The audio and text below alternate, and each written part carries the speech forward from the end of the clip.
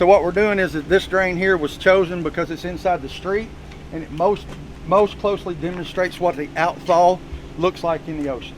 My crew is broken up and divided into 2-man crews, and we go around the island and we look for any and everything that we can that's going to block these drains, that's laying in the gutter or on the drains themselves. We cannot go in public yard, in anybody's yard. We can only do the public area itself. The public area is the responsibility of the homeowner and the community itself. So pre-storm, if you're walking around or riding around and you see a bunch of limbs and trees and stuff in your yard, holler at the people and say, hey, you better grab those, because it takes one. That one palm frond right there restricts that drain enough to where the water will not go out. During a pre-storm, if you'll help clean up the yards, get all the major debris up, put it in bags, put it in your trash can, anywhere you can put it, so it doesn't get washed out into the street. That'll help a lot with flooding. These are the backflow preventers that install on the end of the line. These 4 pieces here are loosened, they're spun out, they're pre-drilled onto the pipe that's already there, and there's bolts installed that put them in. This 1/4-inch rubber flange is what's facing outside. See how it makes this flute on the inside? That's what stops the water at high tide from going in. This is what it looks like from the backside. This is what, when we have rain flow coming in, this water has to build up enough head pressure to open this on the bottom so that water can actuate and go out. This is the backflow drain? Yes, ma'am.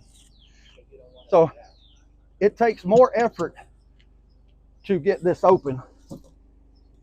So the water has to build up in the pipe. It has to get what's called head pressure. So if we install one of these on a line that's already holding water, so at high tide, this holds water. If we put this on here, it's going to take that much water or more of water to open and actuate this than the water that comes in from the bay. This is the fail point. You see how hard it was for me to open that backside? When I push, this is all it takes for me to open the front. So anything, sand, rock, leaf, palm frond, gets in between this membrane, it is no longer sealed, it's no longer viable. Seawater head pressure is millions of times what our water is, and it automatically pulls this open. If this is not jammed tight, it will open, because it takes less action to move this side than this side. This is our backdoll Vector truck. Our gentleman that's in the front, his name's Steve Tickenen. He's our Vector operator. He's going to be cleaning the line. Go ahead. Once he starts, we have a high pressure cleaning head that works its way down the line, removing any debris and any kind of obstacles in the line. It has 6 heads on the back that's back pressure, and we have 1 head on the front that does forward. It cuts through any debris that's there. It's going to go all the way down this line, and it's going to stop at the grate in the middle of the road. And at that point, he'll retrieve the line, and he'll wash it back as he's vectoring all the line back into the Vector truck. The backdoll Vector truck has this big tube on the right-hand side that goes down into our drain.